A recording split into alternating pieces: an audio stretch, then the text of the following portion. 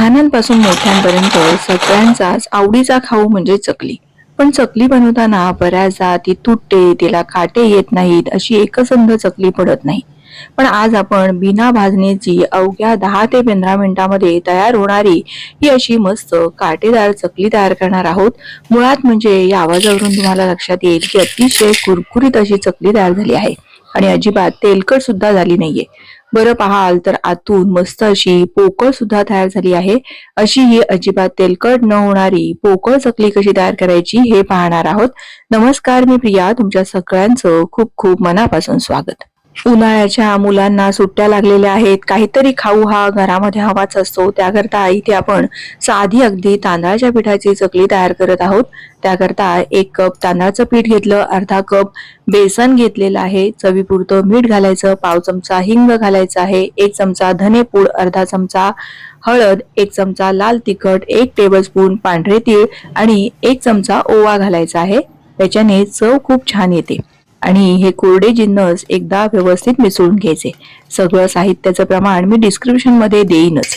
आता यामध्ये आपल्याला बटर घालायचं आहे. तर इथे आपलं 1.5 कप इतकं पीठ होतं, त्याकरता 1.5 टेबलस्पून इतकं हे मी बटर घातलं आहे, किंवा लोणी वापरलं तुम्ही तरीही चालेल.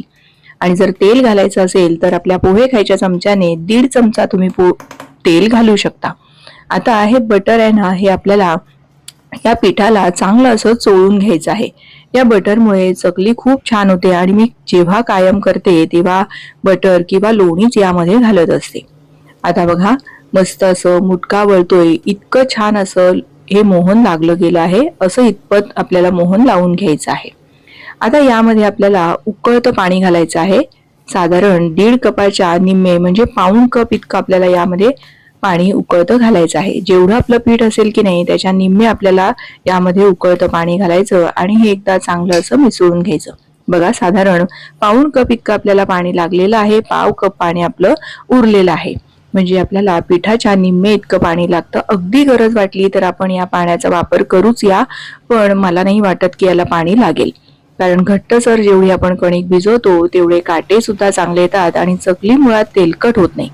फक्त मळताना चांगलं असं आपल्याला व्यवस्थित अगदी मऊसूत होईपर्यंत मळून घ्यायचं आहे. बघा, एकदम स्मूथ असं मी मिश्रण हे मळून घेतलं आहे.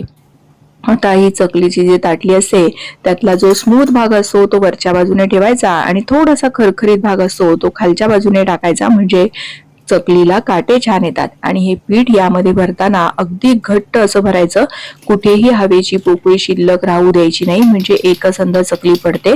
चकली पाडताना तुटत नाही. अगदी घट्ट असं हे पीठ मी भरून घेतलं आहे. आता आपण चकली व्यवस्थित पडते की नाही ते पाहूयात. पीठ जर व्यवस्थित तुम्ही चांगलं मळून घेतलं असेल तर मात्र बघा, एकसंध अशी मस्त चकली पडते. आणि फार असं मऊसर पीठ करायचं नाही, म्हणजे घट्टसर पीठ असेल तर मात्र चकलीला काटे सुद्धा छान येतात. बघा, छान अशी काटेदार आपली ही चकली बनवून तयार झालेली आहे. आता आपण तेल इथे गरम करायला ठेवले, त्यातलाच एक छोटासा तुकडा मी या तेलामध्ये घातला. तेल मोठ्या त्या मध्यम आचेवरती चांगलं कडकडीत गरम करून घेतलं. चकलीचा तुकडा खाली गेला आणि वर तरंगून आला, पण तो करपला नाही किंवा त्याचा रंग बदलला नाही. असं झालं याचा अर्थ आपलं तेल व्यवस्थित तापलं आहे. आता मी आज चकली स्टिक तयार करते किंवा तुकडा चकली म्हणू शकता, ते तयार करते. त्याकरता डायरेक्ट सोऱ्याने मी या तेलामध्येच ही अशी वेडी वाकडी चकली पाडून घेतलेली आहे. तुम्हाला जर गोल गोल अशा छोट्या करायच्या असतील तर काहीच हरकत नाही, तसं सुद्धा करू शकता. चकलीवर आलेले हे बुडबुडे बघा अगदीच कमी झाले. त्यानंतरच मी ही चकली एका बाजूने उलटवून घेतली आहे. गॅस मात्र मोठा ते मध्यम असाच ठेवायचा आहे. आणि बघा, बुडबुडे अगदी कमी म्हणजे अगदी कमी होईपर्यंत आणि तांबूस सोनेरी असा रंग येईपर्यंत मोठ्या त्या मध्यम आचेवर चांगली चकली आपल्याला तळून घ्यायची आहे. कारण जर ही भाजणीची चकली नाहीये, त्यामुळे तळण्यासाठी थोडासा जास्तीचा वेळ लागतो आणि मग ही आपल्याला चकली काढून घ्यायची आहे. बघा, मस्त काटेदार छान अशी आपली चकली तयार झाली आहे.